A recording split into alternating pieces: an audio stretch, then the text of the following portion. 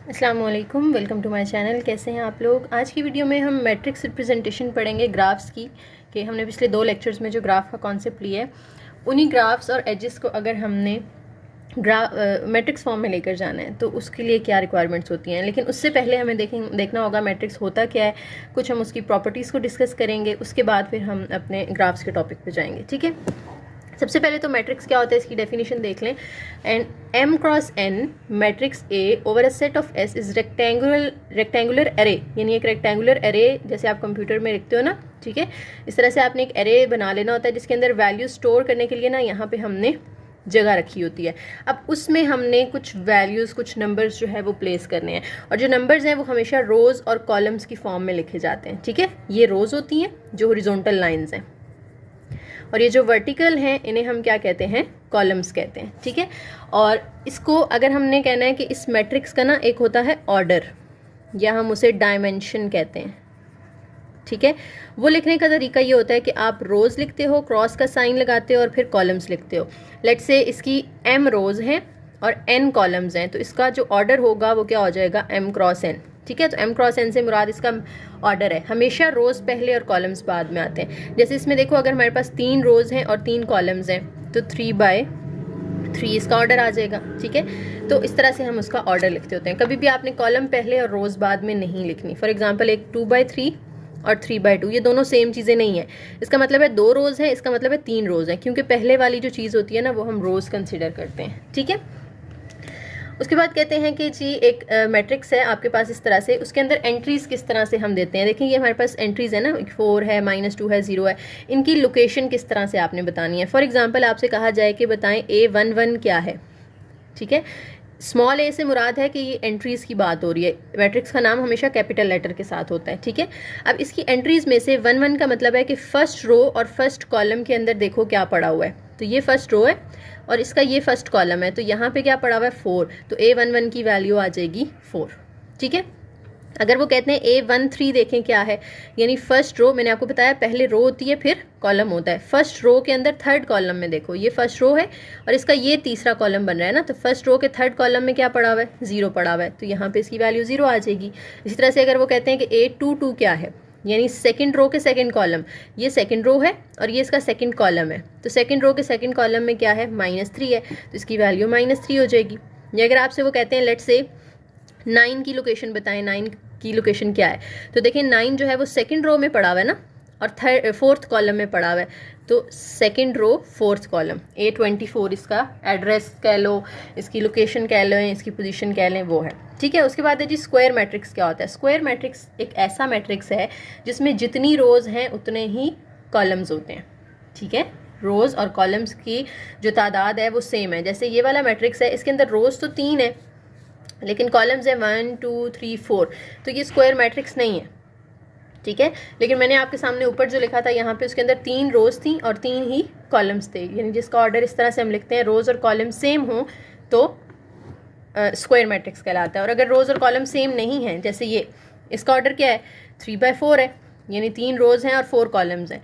ठीक है, तो ये स्क्वायर मैट्रिक्स नहीं है, इसे हम कहते हैं रेक्टेंगुलर मैट्रिक्स। ठीक है, जिसमें रोज़ और कॉलम्स सेम होते, नंबर ऑफ़ रोज़ और नंबर ऑफ़ कॉलम्स सेम हो वो स्क्वायर मैट्रिक्स होता है। जिसमें नंबर ऑफ़ रोज़ और कॉलम सेम नहीं होते वो क्या होता है, रेक्टेंगुलर मैट्रिक्स होता है। ठीक है, और अगर जो स्क्वायर मैट्रिक्स है ना आपके पास, उसका ऑर्डर कुछ भी हो सकता है, 2/2 3/3 4/4। ठीक है, जैसे हमारे पास यहाँ पे लिखा हुआ है 1 2 3 4, ये 2/2 का है। ठीक है, ये 1 2 3 4 5 6 7 8 9, ये 3/3 का है, दोनों स्क्वायर हैं। ये जो एंट्रीज़ है ना, ये वाली दरमियान में, इस तरह से इसकी ये दरमियान वाली एंट्रीज़, इन्हें हम कहते हैं डायगोनल एंट्रीज़। ठीक है, इसे हम क्या कहेंगे, डायगोनल एंट्रीज़, जो इस तरह से सेंटर में पड़ी हुई है, मेन डायगोनल होता है ये इसका। उसके बाद एक कॉन्सेप्ट आता है हमारे पास ट्रांसपोज का। ट्रांसपोज क्या होता है, ट्रांसपोज ये होता है कि आपके पास अगर कोई मैट्रिक्स लिखा हुआ है, लेट्स से आपके पास एक मैट्रिक्स है 1 2 3 4, और आपने ना इसका ट्रांसपोज लेना है, तो ट्रांसपोज को रिप्रेजेंट करने का तरीका ये होता है कि हम उसके नाम के ऊपर ना छोटा सा टी लगा देते हैं, यानी आप इसका ट्रांसपोज ले रहे हो। और उसका मेथड क्या है कि ये जो 1 2 रो में लिखा हुआ है इसको आप कॉलम में लिख दो, और जो 3 4 रो है इसको भी क्या बना दो, कॉलम बना दो, तो ये इसका ट्रांसपोज आ गया। ठीक है, interchange rose into columns and columns into रोज। कोई एक काम करना है, आपने देखें जो रो थी उसको कॉलम बनाया ना, अब देखें जो कॉलम था 1 3 वो अब रो बन चुकी है, जो 2 4 कॉलम था वो रो बन चुकी है। तो आपने एक काम करना है, या रो को कॉलम बना लें या कॉलम को रो बना लें, दूसरा काम ऑटोमेटिकली हो जाता है। अब इसका ट्रांसपोज हमने लेना है, ठीक है। तो मैं कैसे लिखूंगी इसको, ए टी लिखूंगी इज इक्वल टू, अब ये जो हमारे पास रो लिखी हुई है 4 - 206, 4 - 206 उसको मैं कॉलम में लिख रही हूँ। जो दूसरी रो है 2 - 319 उसको भी आप कॉलम में लिख दें। तीसरी रो है उसको तीसरा कॉलम लिख दें 075 -1। तो आप देखेंगे कि अब जो पहले कॉलम था 420 वो रो बन चुकी है, जो -2 -3 7 कॉलम था वो रो बन चुकी है, ठीक है। तो ये हमने ट्रांसपोज फाइंड कर लिया। उसके बाद है सिमेट्रिक मैट्रिक्स। क्या होता है सिमेट्रिक का मतलब ये होता है कि आप अगर ट्रांसपोज लो और वही सेम मैट्रिक्स वापस आ जाए तो वो सिमेट्रिक मैट्रिक्स होता है। ए ट्रांसपोज लेने से दोबारा ए ही आपके पास वापस आ जाए, आपको उसमें कोई चेंजिंग नज़र ना आए, तो उस मैट्रिक्स को हम क्या कहते हैं, सिमेट्रिक मैट्रिक्स कहते हैं। और ये जो हम ये सिमेट्रिक मैट्रिक्स पढ़ रहे हैं ये हमेशा स्क्वायर मैट्रिक्स होगा। अगर मैट्रिक्स स्क्वायर नहीं है ना फिर वो सिमेट्रिक नहीं हो सकता। जैसे ये देखें स्क्वायर मैट्रिक्स नहीं लिखा हुआ है आपके पास 1 3 7 5 2 9, आप 1 3 7 जो रो है उसको आपने कॉलम बना दिया, 5 2 9 रो है उसको कॉलम बना दिया, तो देखिए दोनों डिफरेंट हो गए हैं, सेम नहीं है। इसका ट्रांसपोज लेके देखें क्या सेम आता है। देखें ये जो 420 रो है इसको मैं कॉलम बना देती हूँ, 2 - 31 जो रो है उसको भी कॉलम बना दें, और 015 जो रो है उसको भी कॉलम बना दें। तो देखें सेम चीज़ वापस नहीं आ गई, 420 420 2 - 31 2 - 31 015 015। हमने तो अपनी तरफ से ट्रांसपोज लिया, रूल्स अप्लाई किए, लेकिन चेंज आया ही नहीं, सेम चीज़ वापस आ गई। इसका मतलब है बी का जो ट्रांसपोज हमने लिया वो बी के ही इक्वल आ गया, सो बी इज सिमेट्रिक, ठीक है। तो सिमेट्रिक का भी कॉन्सेप्ट समझ में आ गया। उसके बाद आ जाता है जी मैट्रिक्स मल्टीप्लिकेशन, कि आपने मैट्रिसेस को मल्टीप्लाई कैसे करना होता है, ठीक है। उसके लिए भी हमारे पास कुछ रूल्स होते हैं। पहले तो वो आप अगर वो सेटिस्फाई कर रहे हैं मैट्रिक्स तो वो मल्टीप्लाई हो सकते हैं, अदरवाइज वो मल्टीप्लाई नहीं हो सकते। आपने क्या करना होता है, जिन दो मैट्रिसेस को मल्टीप्लाई करना होता है ना उनका पहले आप ऑर्डर लिखते हो, ठीक है। आप ऑर्डर लिखेंगे, इसका ऑर्डर देखें क्या है 2/2, और इसका ऑर्डर क्या है 2/3। तो ये चीज़ अगर सेम आ रही है ना दोनों की, फिर ये मल्टीप्लाई हो सकते हैं, अदरवाइज नहीं हो सकते। ये क्या है, फर्स्ट वाले के कॉलम है और सेकंड वाले की रोज़, यानी number of columns of first matrix and number of rows of second matrix अगर इक्वल होंगे तो ये मल्टीप्लाई हो सकते हैं, अदरवाइज ये मल्टीप्लाई नहीं हो सकते, ठीक है। तो अब इसमें उन्होंने हमसे कहा है कि आपने ए बी फाइंड करना है और दूसरी चीज़ बी ए फाइंड करना है। तो ए बी फाइंड करने के लिए हम क्या, ये आपने दोनों मैट्रिक्स सीख लिए, आपने पहले क्या फाइंड करना है, ए बी फाइंड करना है। अब देखें पहला कौन सा ए है ना, तो ए के कॉलम देखने कितने हैं, 2 कॉलम है, और इसकी रोज़ देखनी है कितनी है, 2 हैं। या आप इस तरह लिख सकते हो, इसका ऑर्डर लिखो और फिर इसका ऑर्डर लिखो, और देखो ये दरमियान वाली चीज़ दोनों की सेम आ रही है, इट मीन्स ए बी आप फाइंड कर सकते हो।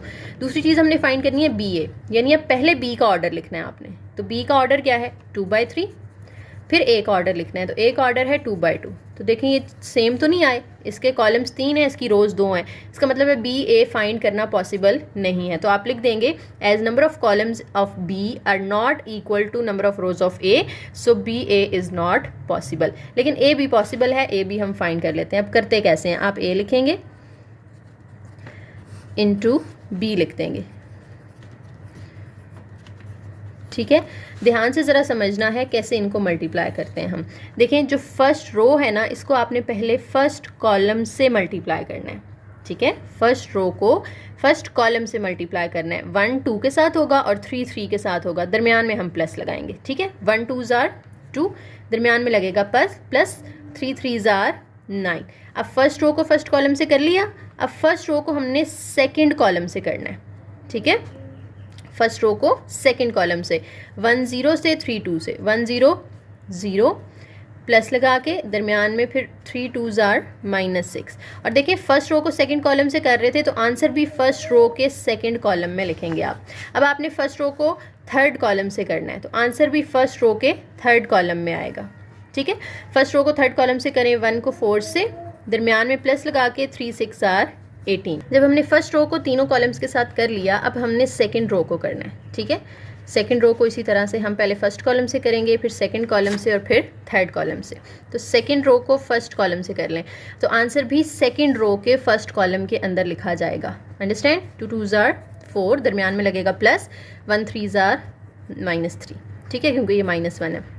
उसके बाद अब सेकंड रो को सेकंड कॉलम से करना है, 2 0 0, दरमियान में प्लस, -1 -2 से मल्टीप्लाई होगा तो +2 हो जाएगा।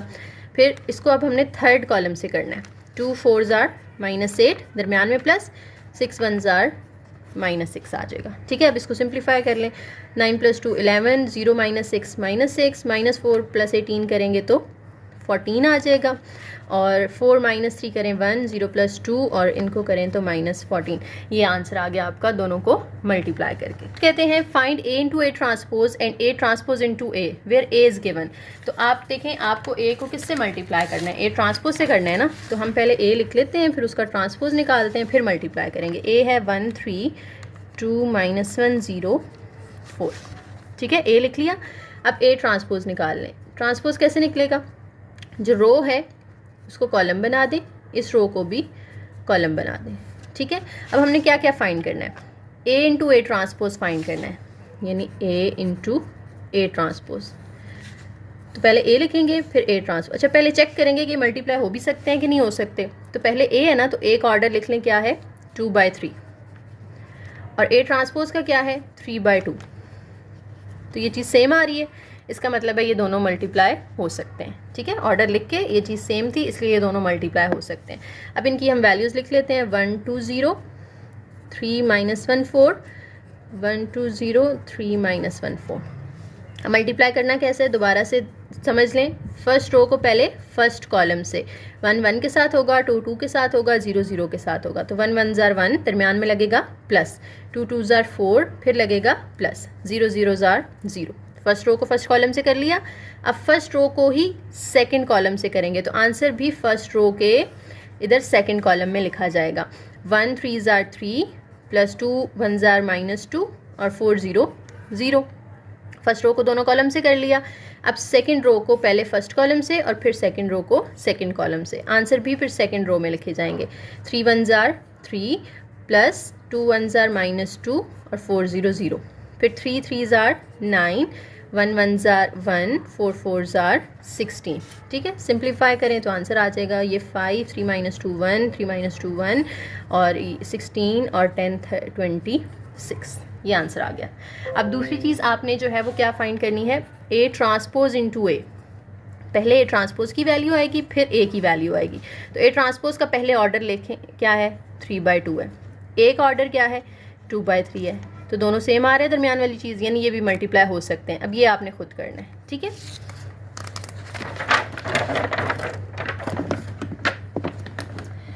अब मेन हमारा टॉपिक स्टार्ट होता है जी एडजेसेंसी मैट्रिक्स। अच्छा, याद रखना है हमारे ना यहाँ पे दो तरह के मैट्रिक्स पढ़ने जा रहे हैं हम, एक एडजेसेंसी होगा और एक आगे जाके हम पढ़ेंगे। तो एडजेसेंसी मैट्रिक्स जब भी होगा ना, तो इसका मतलब है वर्टिसेस की बात हो रही है।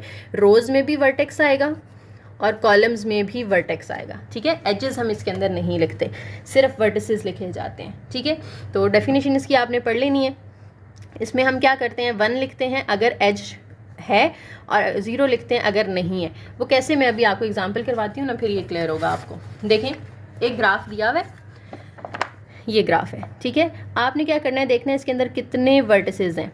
आपसे कहा जा रहा है कि इस ग्राफ का ना एडजेसेंसी मैट्रिक्स बनाएं। तो इसके अंदर कितने वर्टिसेस हैं, V1 V2 V3 और V4। तो आपने 4 ही रोज़ बनानी है और 4 ही कॉलम्स बनाने हैं, V1 V2 V3 V4। इस तरह से साइड पे भी लिख लेंगे V1 V2 V3 V4, और इधर एक मैट्रिक्स बनेगा। अब हमारा ये साइड्स पे मैट्रिक्स से ऊपर और ये मैट्रिक्स के इधर, ये दोनों चीज़ें मैट्रिक्स से बाहर हैं, मैट्रिक्स के अंदर नहीं है, ठीक है। अब आपने देखना है कि V1 से कौन कौन से एजेस निकल रहे हैं। V1 से लाइन निकल के कहाँ तक जा रही है, V1 से देखें 2 लाइनें निकल रही हैं ना, एक जा रही है V4 तक और दूसरी जा रही है V3 तक। तो V1 के सामने V3 और V4 के नीचे आपने 1 लिख देना है। अब V1 से V2 और V1 से V1 और V1 से V2 तक तो कोई लाइन नहीं जा रही ना, इसलिए इन दोनों के नीचे क्या आ जाएगा, 0। समझ आ गई। बस ये देखना है कि V1 से जो एज निकल रहे हैं वो किस किस के साथ जाके मिल रहे हैं, उसके नीचे 1 लगा दें, बाकियों के नीचे 0 लगा दें। अब V1 को आपने देख लिया, अब V2 की बारी है। V2 से देखें कौन कौन सी लाइनें निकल रही हैं। V2 से भी 2 एजेस निकल रहे हैं और V2 से जो दोनों निकल रहे हैं वो दोनों जाके V3 से मिल रहे हैं। ठीक है, यानी V2 से V3 तक 2 लाइंस जा रही हैं, तो V2 के सामने V3 के नीचे आपने 2 लिख देना है क्योंकि 2 लाइंस हैं, और बाकी किसी के साथ V2 मैच नहीं हो रहा तो बाकी सब के नीचे क्या आ जाएगा, 0 आ जाएगा। उसके बाद V3 को देख लेना है हमने। V3 हमारा ये, V3 से जो है वो देखें 2 लाइनें जा रही हैं V2 तक और 1 लाइन जा रही है V1 तक, तो V1 के नीचे 1 आ जाएगा, और V2 तक 2 लाइनें जा रही हैं तो V2 के नीचे 2 आ जाएगा, बाकी दोनों के नीचे 0 आ जाएगा। इस तरह से V4 को चेक करना है आपने, तो V4 से देखें एक तो V1 तक जा रही है यानी V1 के नीचे आ जाएगा, और V4 से V4 पे भी आ रही है, वापस एक लूप बना हुआ है ना, तो V4 के सामने V4 के नीचे भी 1 आ जाएगा, बाकी दोनों के साथ क्या आ जाएगा, 0। तो ये तरीका होता है एडजेसेंसी मैट्रिक्स बनाने का, जिसमें आप रोज़ और कॉलम्स दोनों में क्या करते हो, वर्टिसेस को लिखते हो, ठीक। और यहाँ से हमें 2 तरह के रिजल्ट देखने को मिलते हैं। फॉर एग्जांपल इस तरह का आपको उन्होंने एक मैट्रिक्स बना के दे दिया है, तो वो कहते हैं बताएं कि क्या इसका जो ग्राफ होगा, ग्राफ बना नहीं हुआ सामने लेट्स से, ठीक है, सिर्फ मैट्रिक्स सर कहते हैं बताएं इसका जो ग्राफ होगा उसमें कोई लूप है या नहीं। तो आपने ये जो इसकी डायगोनल एंट्रीज़ है ना, उनमें देखना है, अगर कोई 1 है तो इसका मतलब है लूप है, इन तीनों पे 0 है ना, तो यहाँ पे कोई लूप नहीं है, लेकिन एक लूप यहाँ पे मौजूद है V4 और V4, ठीक है, तो V4 पे लूप होगा। अगर यहाँ पे भी कहीं 1 आ रहा होता तो इसको हम कहते हैं V2 लूप है इसके अंदर, या अगर यहाँ पे भी 1 होता तो हम कहते हैं इसके अंदर 3 लूप्स आ गए हैं, ठीक है। तो अभी हमें इस डायगोनल एंट्रीज में सिर्फ एक 1 नज़र आ रहा है, इसका मतलब इसके अंदर एक लूप मौजूद है, और जो जो एंट्रीज हमें 2 नज़र आ रही हैं इसका मतलब है इसके अंदर पैरेलल एजेस भी मौजूद हैं, ठीक है। तो यहाँ से 2 तरह के रिजल्ट हमें पता चलते हैं कि क्या इस ग्राफ के अंदर पैरेलल एजेस और लूप हैं। अगर तो कोई एंट्री 2 है तो इसका मतलब है पैरेलल एजेस होंगे, और डायगोनल एंट्रीज में से कोई 1 है तो इसका मतलब है वहाँ पे लूप मौजूद है। नेक्स्ट कहते हैं find a graph that have the following adjacency matrix. अब मैट्रिक्स उन्होंने दे दिया, ग्राफ हमने बनाना है, पीछे ग्राफ दिया हुआ था और हमने मैट्रिक्स बनाया था। देखें कितने कॉलम्स हैं इसके, 3 हैं और 3 ही रोज़ हैं, तो लेट्स से इसको V1 V2 V3 से लेबल कर दें, ऊपर भी इधर V1 V2 और V3 लिख लें, तो 3 आप बना लें वर्टिसेस, V1 V2 और V3। लोकेशन आप कोई भी रख सकते हैं, आपको मैंने पहले भी बताया हुआ है। अब देखें V1 के सामने 2 आ रहा है V2 के साथ, यानी V1 से V2 के साथ पैरेलल एजेस होंगे, 2 तभी आता है ना जब पैरेलल एजेस हों, बाकी दोनों के नीचे 0 है, यानी V1 जो है वो और कहीं कनेक्टेड नहीं है। अब V2 पे आ जाए, V2 के सामने देखें V1 के नीचे 2 आ रहा है, यानी V1 और V2 के दरमियान पैरेलल एजेस हैं, वो हम ऑलरेडी बना चुके हैं। उसके बाद आगे चले जाएं तो यहाँ पे V2 का V2 के साथ 1 आ रहा है, यानी V2 V2 के साथ भी कनेक्टेड है, इसका मतलब है यहाँ पे एक लूप होगा, ठीक है। तो हमने वो लूप बना दिया, एरो नहीं सॉरी लगाना, सिर्फ एक इस तरह से सर्कल बना देना है, ठीक है। उसके बाद V3 पे आ जाएं, V3 के सामने सिर्फ एक 1 है, कहाँ पे, V3 के नीचे ही, यानी V3 पे भी एक लूप मौजूद है कि V3 के साथ ही कनेक्टेड है, तो ये ग्राफ बन गया हमारा बड़ी आसानी के साथ, ठीक है। उसके बाद कहते हैं डायरेक्टेड ग्राफ क्या होता है। अच्छा, ऊपर जितने भी हमने ग्राफ बनाए हैं या पिछले लेक्चर्स में बनाए हैं उनमें हमने देखें कि एरोज़ नहीं बनाए थे, ठीक है। अभी हम क्या करेंगे, यहाँ पे एरोज़ बनाएंगे, डायरेक्शन बताएंगे कि जैसे ये एक एज जा रहा है तो ये V2 से V1 की तरफ जा रहा है या V1 से V2 की तरफ आ रहा है, तो उसके लिए एरो लगा हुआ होगा, ठीक है। तो ऐसे ग्राफ को हम क्या कहते हैं, डायरेक्टेड ग्राफ कहते हैं। इसके अंदर भी 2 सेट होते हैं, एक वर्टिसेस का होता है और दूसरा जो है वो एजेस का होता है, लेकिन हम उसको डायरेक्टेड एजेस कहते हैं कि एजेस की डायरेक्शन भी बताई हुई होती है हमने साथ में, ठीक है। अच्छा जी, अब देखते हैं कि इसका अगर आपने एडजेसेंसी मैट्रिक्स बनाना है तो कैसे बनाना है, ठीक है। जैसे ये ग्राफ देखें, ये डायरेक्टेड ग्राफ है क्योंकि इसमें एरोज़ भी लगे हुए हैं, ठीक है। इसी का हम ग्राफ बना के देख लेते हैं, इसी का आगे उन्होंने बना के भी दिखाया हुआ है आपको। तो इसका जो बनेगा मैट्रिक्स, पहले तो देखें वर्टिसेस कितने हैं इसके, तो वर्टिसेस हैं V1 V2 V3 और V4, 4 हैं, तो आपने V1 V2 V3 V4 matrix के इस साइड पे भी लिख लेना है और मैट्रिक्स के ऊपर भी लिख देना है V1 V2 V3 V4। ये मैथ टाइप के अंदर आपको साइंटेक्स मिल जाएगा इसका, ठीक है, वहाँ से आप इस तरह के बना सकते हो। अच्छा, अब देखें ध्यान से, हमने यहाँ पे काम करना है कि V1 के सामने क्या क्या वैल्यूज़ आएंगी। तो V1 क्या V1 से कनेक्टेड है, हाँ जी, V1 से एक लूप निकल के V1 पे आ रहा है, ठीक है, तो यहाँ पे क्या आ जाएगा, 1 आ जाएगा। अब V1 क्या V2 से कनेक्टेड है, तो V1 से V2 तक कोई एज नहीं है, तो यहाँ पे 0 आ जाएगा।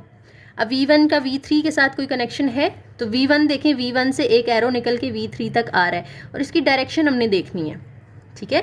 वैसे तो यहाँ पे 2 है V1 और V3 के दरमियान, पैरेलल एजेस आ रहे हैं ये और ये, लेकिन अब हम 2 नहीं लिखते, डायरेक्टेड ग्राफ के अंदर हम इस तरह से नहीं लिखेंगे। डायरेक्टेड ग्राफ के अंदर हम देखेंगे कि V1 से V3 की तरफ कितने आ रहे हैं। V1 से V3 की तरफ सिर्फ एक आ रहा है, दूसरा तो V3 से V1 की तरफ जा रहा है ना, तो उसको अभी हम फिलहाल नहीं देख रहे। हम देख रहे हैं V1 से V3 तक एक आ रहा है, फिर V1 से V4 तक कोई है, V1 से V4 तक कोई एज नहीं है, तो यहाँ पे 0 आ जाएगा। अब V2 को भी इसी तरह से आपने चेक करना है। V2 से V1 तक कोई नहीं जा रहा, सिर्फ V2 से देखें कहाँ जा रहा है, V3 तक जा रहा है, तो V2 के सामने आपने V3 के नीचे 1 लगा देना है, बाकी सारे 0 हो जाएंगे। V3 को चेक करें, V3 से एक एज जा रहा है V1 की तरफ, तो V1 के नीचे आ गया 1। V3 से एक एज जा रहा है V4 की तरफ, तो V4 के नीचे आ जाएगा, बाकी दोनों के नीचे 0। ठीक है, अब V4 को देखना है आपने, तो V4 से एक निकल के जा रहा है V3 तक, बाकी कोई भी नहीं है, तो V3 के नीचे लगा दें 1, बाकी सारे 0। तो ये आपने बना लिया एडजेसेंसी मैट्रिक्स किसका, डायरेक्टेड ग्राफ का। ये कहते हैं find directed graph that has adjacency matrix. आपको मैट्रिक्स बना के दे दिया उन्होंने, आपने क्या करना है, इससे एक ग्राफ बनाना है। अब वो ग्राफ कैसे बनेगा हम देखते हैं। कितने वर्टिसेस हैं, इसको लेबल कर लें, V1 V2 V3 V4, ऊपर भी V1 V2 V3 V4। ठीक है, अब हम यहाँ पे 4 वर्टिसेस बना लेते हैं, V1, दूसरा V2, तीसरा V3 और चौथा V4। ठीक है, अब देखें V1 से सामने जाएं तो V1 के नीचे 1 लिखा हुआ है, यानी V1 और V1 कनेक्टेड है, यानी इस पर एक लूप होगा। ठीक है, और डायरेक्टेड ग्राफ बनाना है ना हमने, तो हमने एरोज भी लगाने हैं साथ में। ठीक है, अब V1 से V2 के साथ कोई कनेक्शन नहीं है, लेकिन V1 का V3 के साथ है, यानी V1 से एक एरो जाएगा किसकी तरफ, V3 की तरफ। ठीक है, अब देखें V1 से V4 की तरफ 2 लिखा हुआ है, यानी V1 से V4 की तरफ पैरेलल एजेस होंगे, लेकिन दोनों की डायरेक्शन V4 की तरफ है। 2 का मतलब है कि V1 से V4 की तरफ तो दोनों के एरोज V4 पे आएंगे। समझ आ रही है बात की। अब V2 पे आ जाएं, V2 का किस किस के साथ कनेक्शन है। V2 का सामने सिर्फ एक 1 हमें नज़र आ रहा है V3 के नीचे, यानी V2 से V3 की तरफ एक जो है वो एरो आ रहा होगा। ठीक है, उसके बाद आ जाए V3 की तरफ, V3 के सामने V2 के नीचे 2 लिखा हुआ है, यानी V3 से V2 की तरफ 2 एजेस जाएंगे और दोनों की डायरेक्शन जो है वो V2 की तरफ ही होगी। उसके बाद V3 के सामने V3 के नीचे 1 लिखा हुआ है, यानी V3 पे एक लूप भी बनेगा। ठीक है, और फिर V3 के सामने V4 के नीचे भी 1 लिखा हुआ है, यानी V3 से V4 की तरफ भी एक एरो आ रहा होगा। उसके बाद V4 के सामने देखें सिर्फ V2 और V3 के नीचे 1 है, यानी V4 जो है वो V2 की तरफ भी एक एरो भेज रहा है और V3 की तरफ भी एक एरो भेज रहा है। तो इस तरह से ये आपका ग्राफ कंप्लीट होगा। ठीक है, तो एरोज़ की वजह से काफ़ी वो अजीब सा हो गया, लेकिन ये पेंट पे आप लोग इसको नीटली ज़रा ड्रॉ कर लीजिएगा।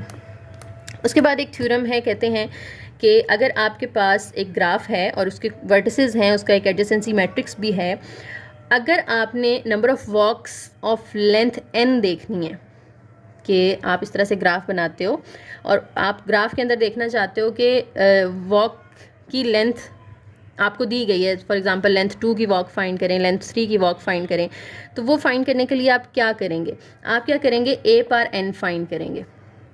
जितनी लेंथ दी होगी ना, फॉर एग्जांपल लेंथ 2 कहते हैं तो a पावर 2 निकाल लेनी है, लेंथ 3 कहते हैं तो a पावर 3 निकाल लेनी है। ठीक है, अब इसको हम एग्जांपल में अप्लाई करते हैं, फिर आपको मैं समझाती हूँ। प्रॉब्लम में अंदर आपको एक मैट्रिक्स a दे दिया है और आपसे कहा जा रहा है कि एडजेसेंसी मैट्रिक्स दिया हुआ है आपको V1 V2 V3 का। Number of walks of length 2 find करें फ्रॉम V2 से V3 तक।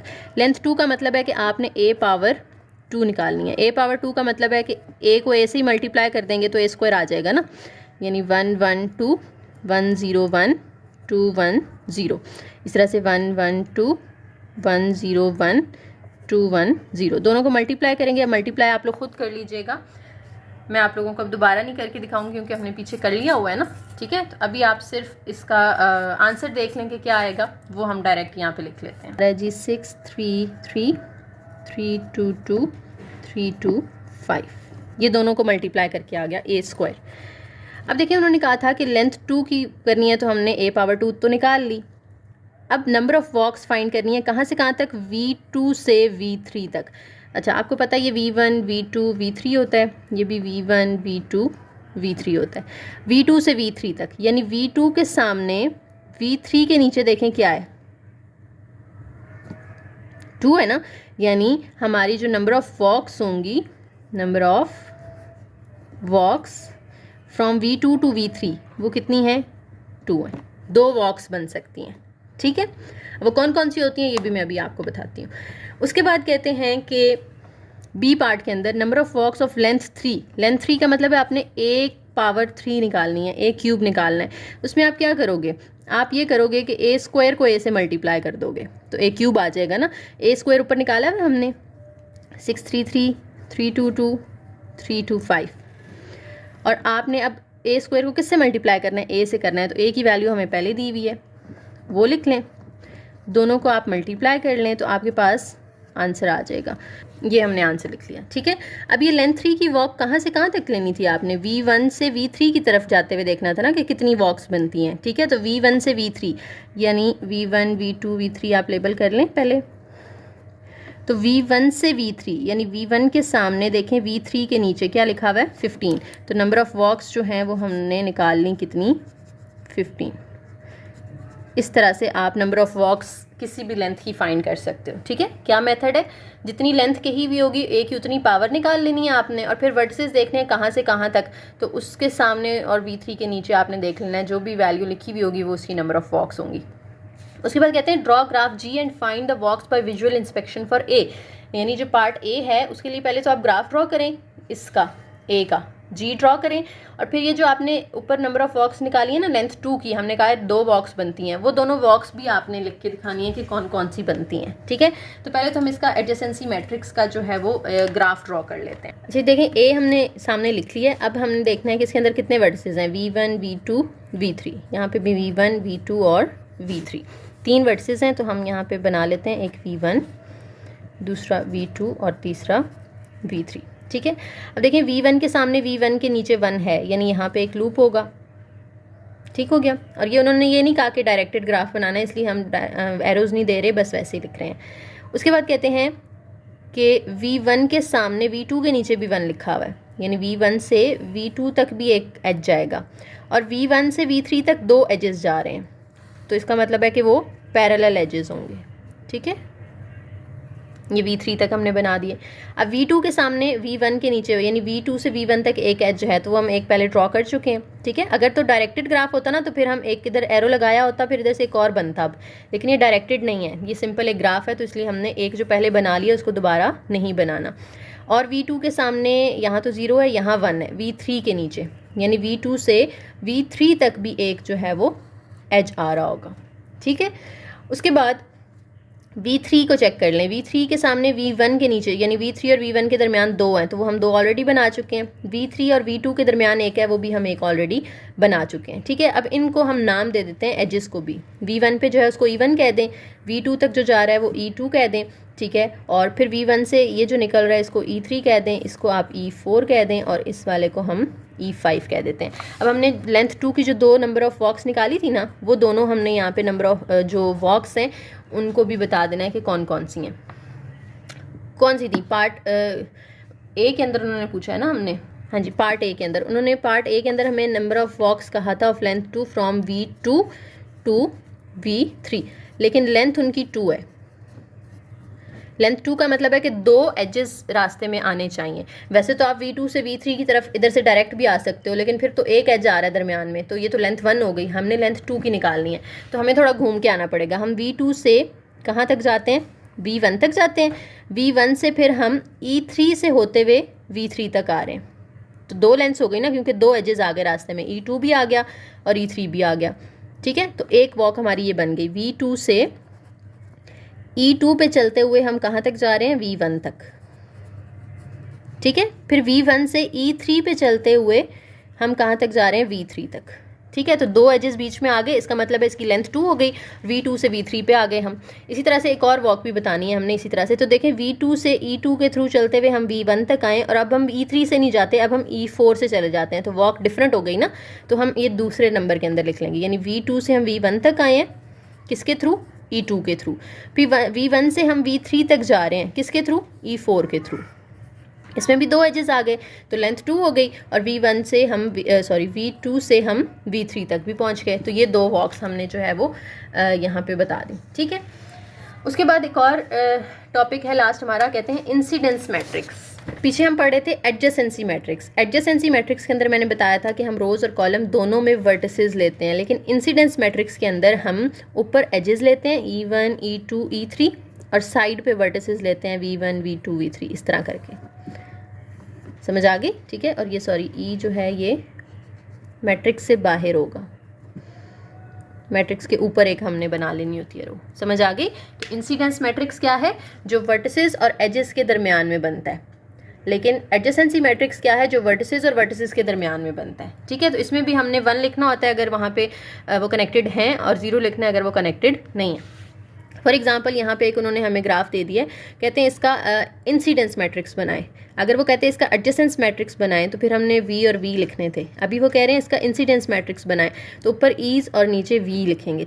ठीक है। अब एजेस कितने हैं और वर्टिसेस कितने हैं? वर्टिसेस हैं V1 V2 V3 V4, तो V4 तक चले जाते हैं, और एजेस जो हैं वो हमें देखें E1 E2 E3 E4 E5 तक नज़र आ रहे हैं, तो हम ये 5 बना लेते हैं। अब देखें V1 से कौन कौन सा एज निकल रहा है? E1 निकल रहा है और E3 निकल रहा है, तो E1 और E3 के नीचे 1 लिखते हैं, बाकी सब के नीचे क्या लिख दें? 0। V2 से कौन कौन से एजेस निकल रहे हैं? V2 से E4 भी निकल रहा है और E5, तो E4 और E5 के नीचे 1 कर दें, बाकी तीनों 0 कर दें। फिर V3 से चेक करें कौन कौन से एजेस निकल रहे हैं। V3 से E4 भी निकल रहा है, E5 भी निकल रहा है और E3 भी निकल रहा है, यानी E3 E4 E5, बाकी सबको क्या कर दें? 0। और V4 से कौन कौन सा निकल रहा है? E1 और E2, तो E1 के नीचे और E2 के नीचे 1 आ जाएगा, बाकी तीनों क्या हो जाएंगे? 0 हो जाएंगे। तो ये हमारा इंसिडेंस मैट्रिक्स हो गया। ठीक है। बस ये सिंपल सा था इस लेक्चर के अंदर। बाकी 2 रिमार्क्स हैं, आप लोग पढ़ लीजिएगा, इंशाल्लाह आपको समझ आ जाएगी। बाकी कोई क्वेश्चन है इस लेक्चर के अंदर तो आप लोग पूछ सकते हैं कमेंट सेक्शन में। वीडियो पसंद आई हो तो लाइक करें, शेयर करें, चैनल को ज़रूर सब्सक्राइब कीजिएगा। Thank you. अल्लाह हाफिज़।